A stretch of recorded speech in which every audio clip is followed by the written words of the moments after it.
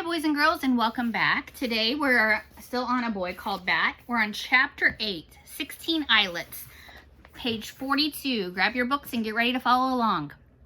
Sometimes Bat wished that Janie went to his school because it would be kind of neat to see her in the hallways and at lunchtime. But most of the time he was glad that his school was something he didn't have to share with her.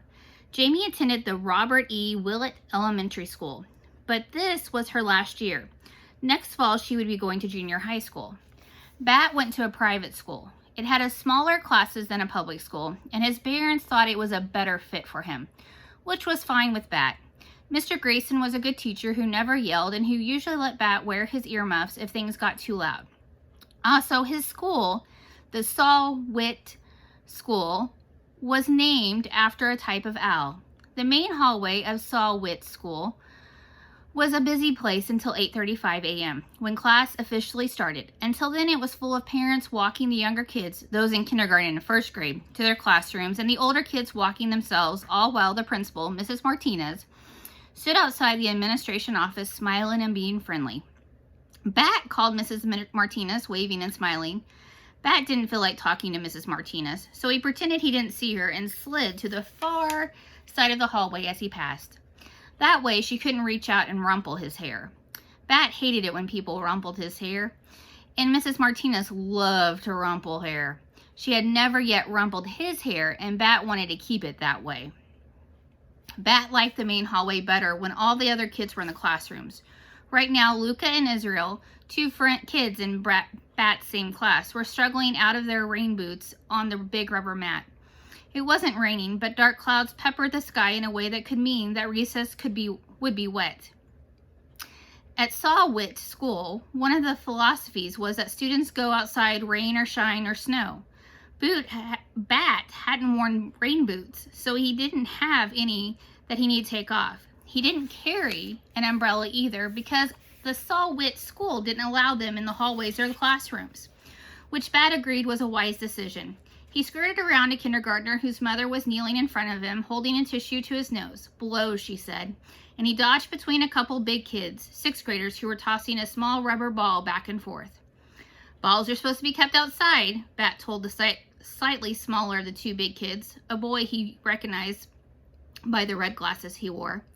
"Not this ball," said the boy. "This is a special ball." Then he threw the ball over Bat's head to the other kid, a very tall girl who caught it expertly with one hand and laughed. "It looks like a regular ball," Bat said. "It's not a regular ball," said the boy with the red glasses. Bat had a weird feeling in his stomach, like the boy was tricking him. He didn't know what to say. Just then Luca and Israel came by, without their rain boots. "Hi, Bat," Israel said. "Do you think it'll rain?" "Maybe," said Bat. "Well, eventually, yes. But today, maybe." Relieved, Bat watched the two big kids move away towards their classroom, still tossing the ball. "What do you think was special about that ball?" he asked Israel. "Nothing," Israel said. Then Miss Kiko came out of the kindergarten room and rang her handbell. It made a gentle tinging sound, way better than the harsh, bangful scream of Janie's electric school bell system, which Bat had heard last year during a school play he had gone to watch.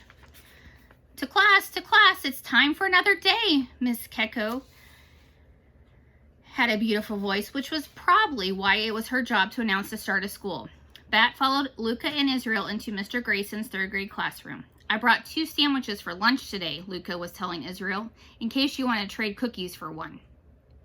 "Why would I want to do that?" Israel answered. "I brought my own sandwich."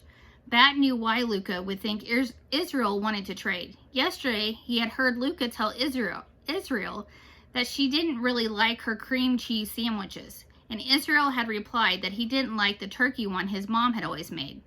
"I would trade anything for a cream cheese sandwich," he had said. He listened to see if Luca would remind Israel of what he had said, but she didn't. "Probably Israel was just being nice," Bat interjected, "to make you feel better about bringing cream cheese sandwiches to school every day. He probably didn't really want your sandwich." Israel turned around. His face was red and his eyebrows pointed towards each other, making a wrinkly crinkle in his forehead. "Dude," he said to Bat. Bat waited for Israel to say more, but he didn't. Just that one word, "dude." Then Luca started crying, and she shoved past Bat to go back into the hallway. He watched her run into the girls' bathroom. Mr. Grayson came over. He was wearing his bright orange tennis shoes today. Bat liked it when he wore those shoes. It was like he was wearing suns on his feet. "What's the problem, friends?" he asked. "Bat embarrassed Luca," Israel said, really loudly, making Bat wish he had earmuffs. They were in his backpack on his back. "I'm sure you didn't mean to embarrass her. Did you, Bat?" asked Mr. Grayson. There were 16 eyelets on each of his shoes. Bat counted. 8 on the left side, 8 on the right side. That made 32 eyelets. "Bat, can you look up at my face?" Mr. Grayson asked.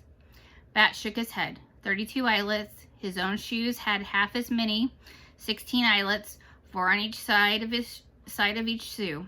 Mr. Grayson sighed. "Okay, Bat, go sit at your table." Bat wondered if anyone in the class had more eyelets in their shoes than Mr. Grayson. He kept his eyes on the shoes as he walked through the classroom. Nope, no one did. Chapter 9, Open Door Baby Cakes Policy.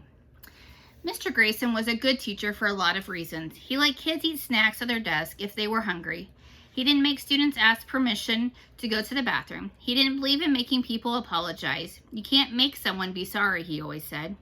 He always believed in class pets. That's how he put it.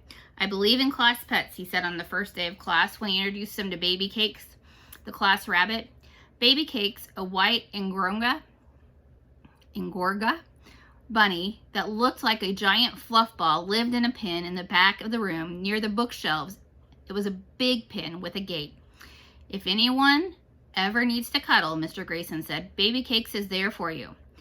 And that was the thing that made Mr. Grayson the best teacher Bat had ever had, his open door Baby Cakes policy, which meant that any time a kid needed a cuddle, he or she could go visit Baby Cakes, no permission needed, no questions asked. Baby Cakes liked carrots and apples and put up with the cuddling. Bat knew the rabbit liked treats better than kids, but he also knew that Baby Cakes was smart enough to realize that the two often went together.